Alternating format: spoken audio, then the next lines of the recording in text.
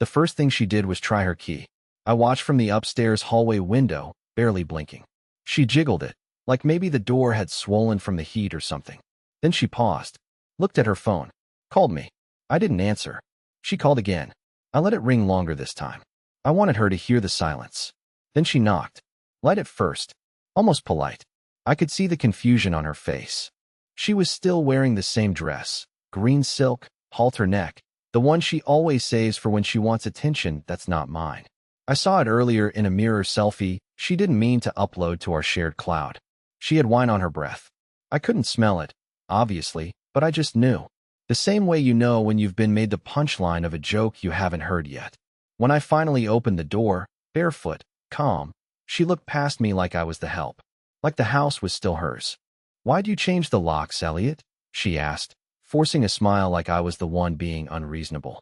I didn't say a word. Just stepped aside. She walked in like it was all a misunderstanding we'd laugh about later. She made it 2 steps before she froze. Not because of me. Because of the hallway wall. Because the frames were gone. Because the carpet was clean. Too clean. No shoes, no jackets, no sign of a man who'd lived here for 9 years. She bolted to the bedroom. And that's when the screaming started. I stayed downstairs. Watched her run from room to room like someone robbed her. Which, in a way, I guess I did. She yelled my name 3 times before her voice cracked. Then she ran outside again, dialing someone else. Not me. Probably him. I sat down at the kitchen counter, placed my phone on the table, and pressed play on the voicemail she left just 24 hours earlier. The one where she whispered, "I don't know if I love him anymore," between giggles. She didn't know I heard that one, but she was about to learn everything else I knew. She finally stopped yelling when she realized no one was going to respond. I could hear her footsteps slow down as she came back into the living room, eyes scanning everything like she'd walked into the wrong house. The furniture was still there, couch, table, TV, but the soul of the place was gone. Every drawer had been emptied. Every trace of me was scrubbed clean. I even wiped the Wi-Fi password from the fridge magnet. Petty? Maybe. But when your world breaks in silence, you don't scream, you erase. "Where's your stuff?" she asked, her voice cracking now, that fake confidence slipping. "Elliot, where is your stuff?" I didn't answer. I was leaning against the back wall of the dining room, arms crossed, watching her, like she was an actress in a show I'd grown tired of binging. Her phone was still in her hand, fingers twitching like she wanted to call someone again, but wasn't sure how that would look. She was performing confusion, but her eyes betrayed her. They weren't searching for me. They were scanning for signs of what I knew. How much I knew. When I found out. What I'd touched. She opened the kitchen drawers one by one. Still no response from me. She checked under the sink. Pulled open the pantry. She was stalling. Then she turned to face me. "Did someone break in? Is that why? Why you changed the locks?" "Wrong question." I tilted my head slowly. "Did they serve steak or salmon?" She blinked. "At dinner. With your coworker. What did you eat?" I asked, as if I was curious about the wine pairing too. The silence in the room ballooned. Her pupils dilated. That was the moment she realized I knew. Not guessed. Not suspected. Knew. Fully. Quietly. Absolutely. Her hand trembled slightly as she put the phone down on the table. "You were spying on me?" Another wrong question. "You left your iPad connected to our messages," I said. "You started texting him while brushing your teeth.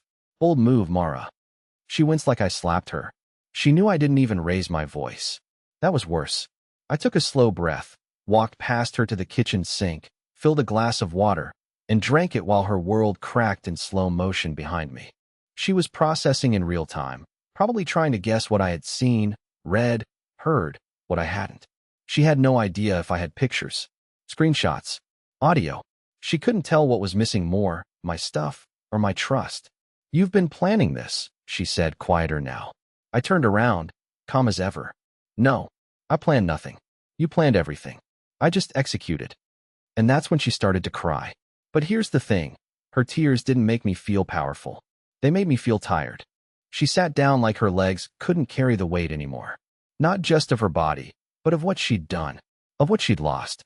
I watched her lower herself onto the edge of the couch, the one I almost threw out 2 years ago when she spilled nail polish on the cushion and told me not to overreact. She'd always been good at shrinking my pain down to nothing. But tonight, There was nothing left to minimize. I didn't mean for this to happen, she whispered, staring at the floor like it had the answers I didn't. I didn't reply. I wasn't going to give her a script to follow. No breadcrumb trail to redemption. I let the silence hang there, thick and unforgiving. She rubbed her palms together like she was trying to warm up, but the house was 74 degrees. Still, she shivered. Not from cold. From realization. You never said anything. All this time. You were just pretending? She asked, voice shaking. I tilted my head slightly. Pretending? No. I was surviving. That hit her. I saw it. The way her jaw tensed.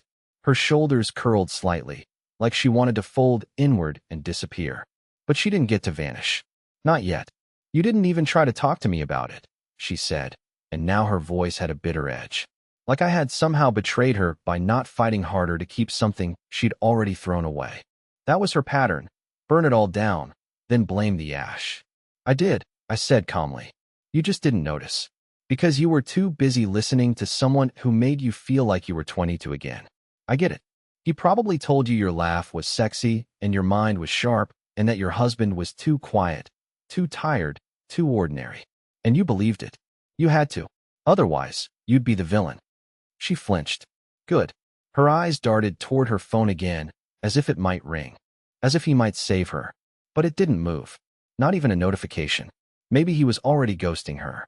Maybe he was sitting in a booth right now, sipping something expensive and scrolling Tinder, feeling nothing. I almost hoped he was. Where did you go? She asked suddenly, like it had just hit her. All your stuff. Where did you take it? You didn't have time. I had more time than you think, I said, letting that truth hang like a storm cloud. It's been 3 weeks since I saw the first message. 2 weeks since the hotel receipt hit our joint email. And 1 week since I realized the only reason you still kissed me goodnight was guilt. Her face went pale. It wasn't just that I'd known. It was that I'd watched her continue the lie with full awareness. And she had no idea. That terrified her more than anything. She stood up fast, too fast, like she was trying to reverse the momentum of the room. Elliot, please. This doesn't have to be like this. We can talk. I can fix this. Just don't shut me out, okay?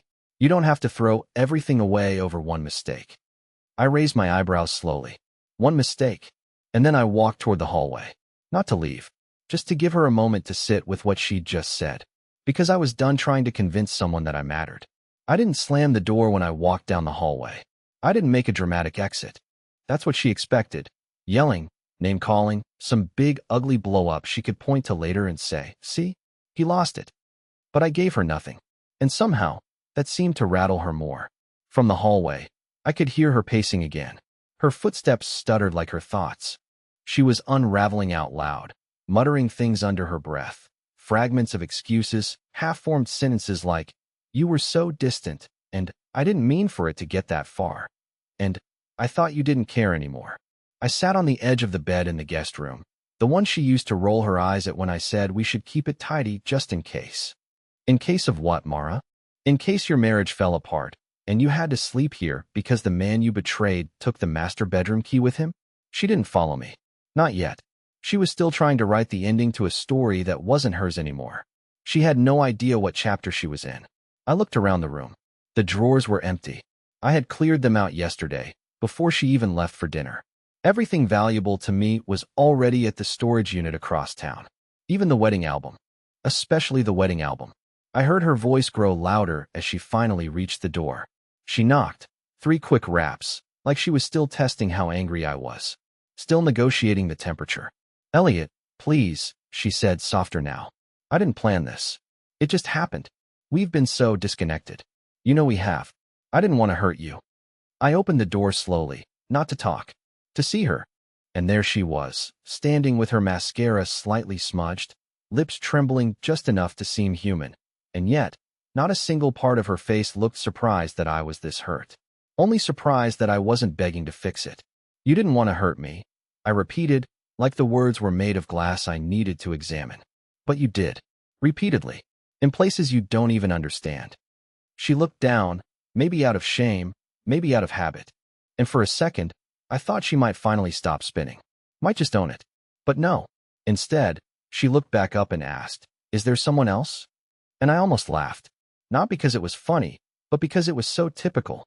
Her world had cracked, and the only way she could make sense of it was to imagine I must have done the same thing.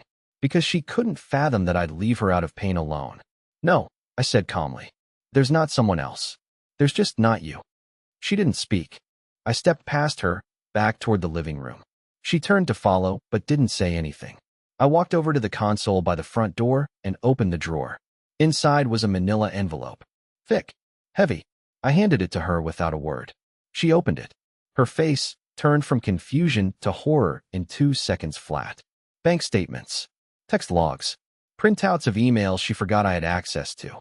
A timeline. Dates. Names. Receipts. Her signature on a hotel check-in form. A copy of the chat where she told him she felt trapped in her marriage and how she wished I'd just let go. She couldn't deny any of it. She couldn't say I was guessing or paranoid or emotional. The paper in her hand weighed more than her voice ever had. She looked up at me like she didn't recognize the man in front of her. And for once, she was right. She sat down on the armrest like her knees couldn't hold her anymore, still gripping the envelope like it might catch fire if she let go. Her lips parted, searching for a word, any word, that could make the pile of proof in her lap disappear. But nothing came. Her eyes moved across the pages like she was trying to spot a lie in them, something to twist, to reframe, to soften. But the ink was black and final. It didn't bend for her. When she finally spoke, it wasn't a denial. It was a question. Why did you keep all of this? I walked to the kitchen, poured myself half a glass of water, and didn't answer right away. Let the quiet hum of the refrigerator fill the void. Let her squirm in the gap. When I finally turned around, I didn't raise my voice. I didn't even sound angry. Just precise. Because I needed to remember I wasn't crazy. She swallowed. Hard. That's what you do, Mara. You make people doubt what they see, what they hear. You plant just enough charm in a sentence to make them think they misunderstood, that they were overreacting. And if you do it long enough, even the truth starts to feel uncertain. I took a sip of water. That envelope, it wasn't for court. It wasn't to expose you to your friends or family. It was for me. So when I was laying awake at 2 a.m., wondering if I'd imagined it all, I could open a drawer and breathe. She covered her mouth with one hand like she'd just realized how loud her silence had been these past few months. But I wasn't giving her space to perform guilt. This wasn't her scene anymore. What are you going to do with it? She asked, still hopeful enough to think she had a vote in the matter. I placed the glass down gently. Nothing. You're free to go. But not with me. Not with this house. Not with my name. The words landed soft but final, like a judge stamping a sentence. And she knew it. But, Elliot, the lease, my name, our bank account, my things, she started, unraveling again, listing off threads she thought still connected us. Threads she believed I couldn't untangle without her. All transferred. All closed. All boxed.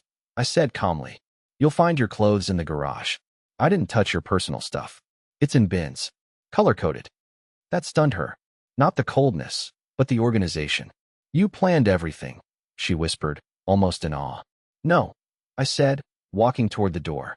You did. I just responded efficiently. And then I did something she never expected.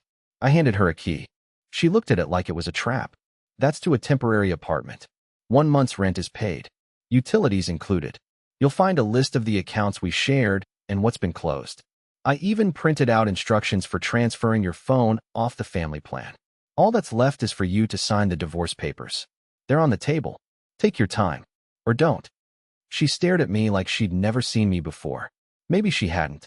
Maybe the man she'd married died quietly somewhere between the first lie and the last night out. I thought you'd scream, she said finally. I thought you'd break something. I smiled just barely. You broke enough for both of us. She didn't move at first. She just sat there on the couch, blinking like her brain couldn't process what she was holding. That single silver key resting in her palm had more finality than any fight we'd ever had. I could see her lip twitch, her throat tighten, the rising panic behind her still face. She wanted to throw it at me. She wanted to scream and cry and beg and rewind. But all the usual escape hatches were sealed. For the first time in years, I had nothing left for her to pull. You thought I'd try to win you back? I said, not as a question, just a quiet observation. She didn't deny it. Or at least rage. Something messy. Something that would give you a role to play in the chaos, I added. But this? This is quiet. This is order. And you don't know what to do when I'm not bleeding for you. Her head dropped slowly like someone pressed a mute button. The confidence was gone. The casual entitlement. The practiced guilt. I could almost hear the gears grinding as she tried to recalculate her next move. You don't want to talk this through? After everything? She finally said, voice small, like a thread unraveling. I stepped forward just slightly, my voice low but steady. Mara, I did talk. For years. You didn't listen. You just waited for your turn to speak. You let my pain ferment until it curdled into silence. And the moment I stopped begging you to see me, you saw someone else. She wiped at her cheek. I didn't mean for it to become physical. I laughed. Not out of humor, more out of disbelief. So that makes it better? No, she admitted quickly, eyes wide. I thought if I told you that, you'd maybe understand that it was emotional first. It wasn't just about, she stopped herself. You want me to be grateful you fell for him emotionally before you slept with him? I asked, stepping closer, not to intimidate, but to make sure she didn't look away when I said what I needed to. That just makes it worse, Mara. You gave him the parts of you I begged to see. You gave him your laughter, your honesty, your patience. And when you were done sharing your secrets, you gave him your skin. She didn't respond. She didn't blink. And in that silence, I realized something I hadn't expected to feel tonight. Relief. Not because she was hurting, but because I wasn't. Not anymore. I wasn't the husband in the background, the static figure in her highlight reel. I wasn't the safe choice she regretted marrying. I was the man who saw it all, took my time, and walked away without a scar on my tongue from biting it. You'll regret this, she whispered finally. When the silence sets in, when the anger fades, you'll feel the hole. You'll miss me. I nodded slowly, not in agreement, but in understanding. I probably will, I said honestly. But missing you isn't the same as needing you. Then I turned toward the hallway again, but before I left, I added one final line without looking back. Make sure you're gone by morning. The key stops working at noon. I didn't sleep that night. I didn't pace or cry or drown myself in whiskey like in the movies. I just sat in the kitchen, lights off, watching the moon inch its way across the window. It was strange how quiet everything felt when there was nothing left to defend. No more mental rehearsals. No more internal bargaining. Just clean silence. Around 3:30 a.m., I heard her dragging something across the garage floor. She was moving her bins, clumsily, probably looking for some last shred of control in the color-coded ruins of her double life. I didn't help. I didn't offer advice. That version of me was gone, recycled into the air between us. By sunrise, she was still here, sitting on the steps by the front door, phone in hand, refreshing something. Messages, probably. Maybe his. Maybe friends. The world must have felt too quiet for her too, now that her fallback plan wasn't playing along. She didn't speak to me again that morning, but she didn't have to. The shift was visible, in the way her shoulders drooped, in how small she looked in a hoodie she'd stolen from me years ago. A hoodie that once meant safety. Now it just hung on her like borrowed time. She left just before 10, didn't slam the door, didn't look back. By noon, the locks had reset again. Smart system. Customizable. Clean. I stared at the blank touchscreen on the doorknob and felt something unexpected. Not triumph. Not revenge. Just peace. But it didn't last. Because around 4 that afternoon, my phone buzzed. Not with her name. Not with his. But with a notification from an old mutual friend of ours, Trevor. The kind of guy you only hear from when something messy happens. I hesitated before opening the message. My stomach tightened. Not out of fear. Just anticipation. Hey, just saw that post. Are you okay, man? Post. I opened the link he sent. It led to a local community group Mara used to follow. It was her. She'd posted a carefully curated paragraph, full of vague grief and poetic ambiguity. When your husband stops fighting for the marriage and throws you out overnight, you realize how replaceable love really is. Be careful who you trust. No names. No photos. Just enough breadcrumbs for people to ask questions. Just enough shade to cast herself as the victim. I laughed. Not a bitter one. A short, breathy, almost admiring laugh. She still thought this was a story she could tell her way. She didn't know what I had done next. Because I hadn't just moved my things out. I had also forwarded everything. The chat logs, the receipts, the recordings, to myself from her iCloud before disconnecting the account. I never posted them. I never responded to her post. I didn't tag or expose or rant. But I did one thing. I emailed the screenshots, just 2 of them, to his wife. That's right, his wife. Because you don't really learn who you've been married to until you see what kind of men she hides behind. I didn't expect a reply. I didn't want one. But within 10 minutes, she replied. Thank you. I already suspected. I owe you one. I didn't respond. Because I didn't need to say anything. The avalanche was already rolling downhill. And Mara? She had no idea where the shaking was coming from. 2 days later, I stood in line at the DMV to update my address. I brought every document they needed, new lease, ID, utilities, all neatly in a folder. The woman behind the counter looked at me like most people do, like I was forgettable. Background noise. I smiled anyway, because for the first time in a long time, I didn't feel invisible. I felt free. I didn't check Mara's social media after that first post. I knew she'd try again, maybe craft a few sad poems or take a picture of a sunset with some caption about betrayal. But that wasn't my story anymore. That was hers to spin, and she could spin it as far as she wanted. Let her lie in public. I had stopped lying to myself in private. She sent me one message a week later. Just one. I missed the way you listened. I never responded. Not because I wanted to punish her, but because I finally understood something. Some people don't miss you. They miss their audience. And I wasn't interested in being anyone's quiet applause ever again. The apartment was small, but clean. Sunlight came in through the blinds at just the right angle around 8 a.m. I started drinking coffee again. Real coffee, not the reheated sludge I used to forget in the microwave. I bought a cheap record player and listened to old jazz records I'd never made time for. I walked in the mornings. I answered calls when I wanted to. I saw my brother for the first time in months. I didn't jump into a rebound. I didn't become a new man, or shave my head or post some dramatic quote online. I just healed. Quietly. Properly. On my own terms. I heard through a friend that things didn't work out with the guy, that his wife divorced him, and he moved 2 states away. Mara had tried to patch her image, but the cracks were loud. People weren't as blind as she thought. And I didn't feel smug about it. I felt detached. Peacefully so.